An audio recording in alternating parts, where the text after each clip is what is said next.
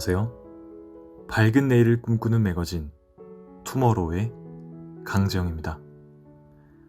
오늘은 책 오목눈이의 사랑을 읽어드리려고 합니다. 오목눈이 뱁새는 머리에서 꽁지까지 합쳐 12cm, 무게도 10g이 채 되지 않습니다. 뱁새가 황새 쫓아가려다 가랑이 찢어진다는 말이 있을 만큼 아주 작은 새인데요. 오목눈이가 막 태어났을 때 사자자리와 뱀자리 사이에 있는 작고 희미한 육분이 자리만 빛난다고 해서 오목눈이의 엄마는 그를 육분이라고 지어줬습니다. 비록 몸집은 작지만 이곳 저곳을 잘 살피며 자기가 앉고 날아갈 방향도 살피라는 뜻이었을 겁니다. 그 이름 때문이었을까요? 야생의 숲에서 매와 누룩뱀 등 수많은 천적들에게 쫓겨 흔적 없이 사라져가는 다른 오목눈이와는 달리 육분이는 자신의 운명에 대해, 인생에 대해 깊이 생각하는 새로 자랍니다.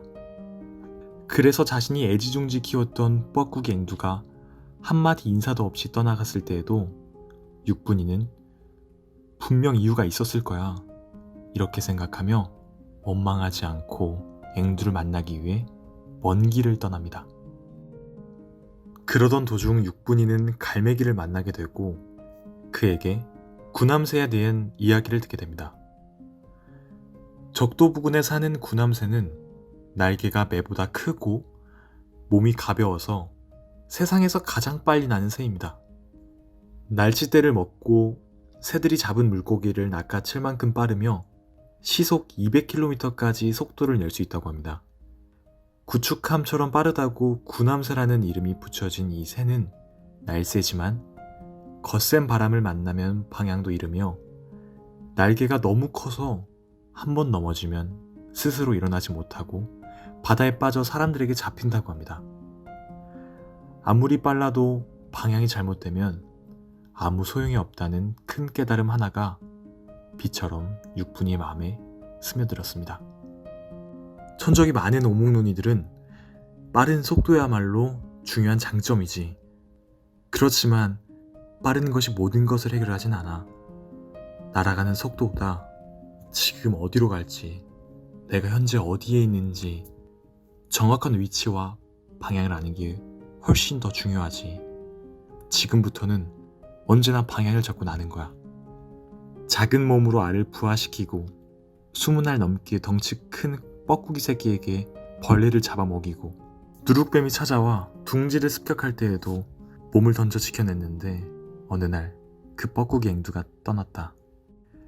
그럴 리가 없어. 그 아이는 내 가슴으로 품어서 키운 나의 장한 아이야. 눈을 떠도 감아도 자꾸가 앵두가 보여. 앵두야, 넌 도대체 지금 어디에 있는 거야? 앵두가 사라졌을 때 처음에는 원망과 그리움으로 가슴이 미워졌지만 육분이는 마음의 방향을 새로 잡고 앵두를 만나기 위해 먼 아프리카까지 길을 떠납니다. 19,000km, 100일하고도 7일을 더 날아야 하는 거리. 터스에게는 산 너머 바다까지 나가보는 일도 결코 쉽지 않은데 육분이의 용기는 대단했습니다. 육분이는 이렇게 말합니다. 그게 용기라면 상처가 만들어낸 용기겠죠. 그동안 앵두에게 쏟았던 마음이, 그 그리움이 두려움보다 컸기에 앵두가 갔던 길을 뒤따라가는 것입니다. 육분이는 러시아를 건너 티벳과 히말라야를 돌아 잠비아, 탕가니아 호수까지 쉬지 않고 날아가야 합니다. 때로는 무서운 새떼에게 고역을 당하기도 하고 낯선 땅에서 죽을 만큼 아팠던 날도 있었습니다. 또 어떤 날에는 날개를 퍼덕일 힘조차 없을 때도 있었습니다. 그렇지만 육분이는 앵두를 향해 끝까지 날아갑니다. 멀고 먼 아프리카까지 가면서 육분이는 인면조와 참새, 독수리, 그리고 이름 모를 많은 새들을 만납니다. 그들을 만나면서 사연이 없는 삶은 없다고 깨닫게 됩니다. 모두 자신만의 목표를 향해 각각의 방향을 바라보며 열심히 살아갑니다. 서로 방향이 다르기에 그 마음을 안다는 것이 결코 쉬운 일은 아니지만 앵두가 갔던 방향으로 계속 따라가다 보니 육분이는 알 것 같았습니다. 그 사람이 되어보지 않고는 함부로 말하지 말라고 했던가요? 육분이는 결국 앵두에게 아무것도 묻지 않기로 합니다. 그들의 삶을 너무 잘 알게 되었기 때문이죠. 그렇게 먼 거리를 날아보니 앵두의 사정을 짐작할 수 있을 것 같았습니다. 뻐꾸기는 철새지만 더위나 추위를 피하려고 자신의 둥지로 온 것이 아니었습니다. 먹을 것을 위해서 온 것도 아니었죠. 단지 새끼를 낳아 기르려고 그 먼 길을 날았던 것입니다.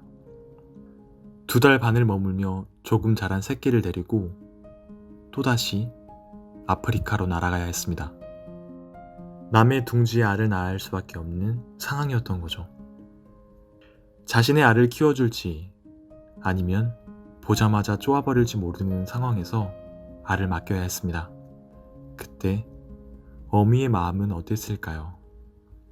12개의 알 가운데 한두 개가 구사일생으로 살아남아 다시 아프리카까지 날아가야 하는 뻐꾸기.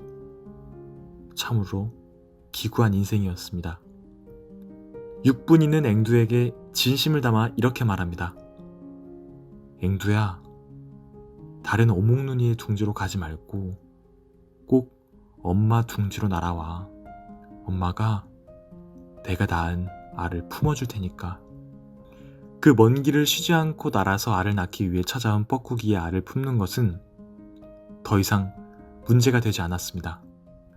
어느 날 갑자기 말없이 떠나간다 해도 더 이상의 배신감은 없을 것입니다.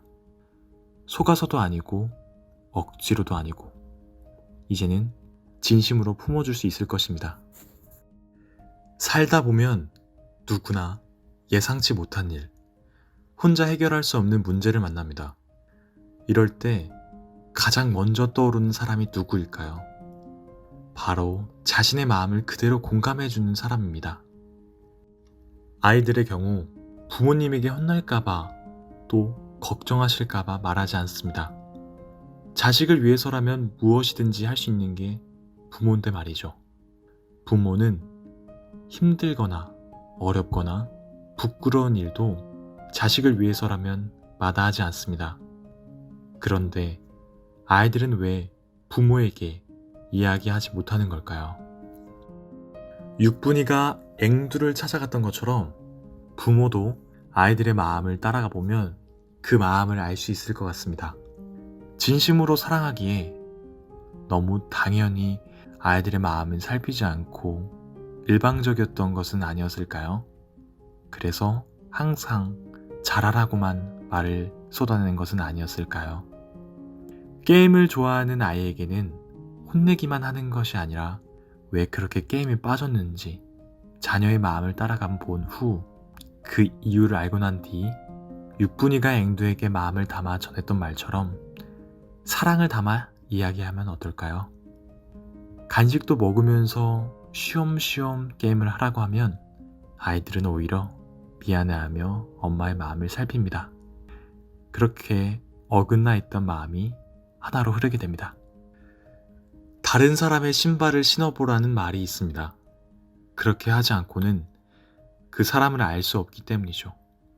사람은 각자 다른 방향을 바라보고 다른 생각을 하며 삽니다.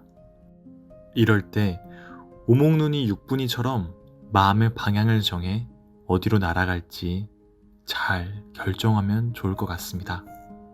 가족이 날아가는 길을 같이 날아가 그 마음을 알면 좋겠습니다. 원망과 슬픔이 사랑으로 바뀌고 살면서 겪는 갈등과 어려움이 감사와 행복으로 바뀌기를 진심으로 바라겠습니다. 육분이와 앵두처럼 말이죠.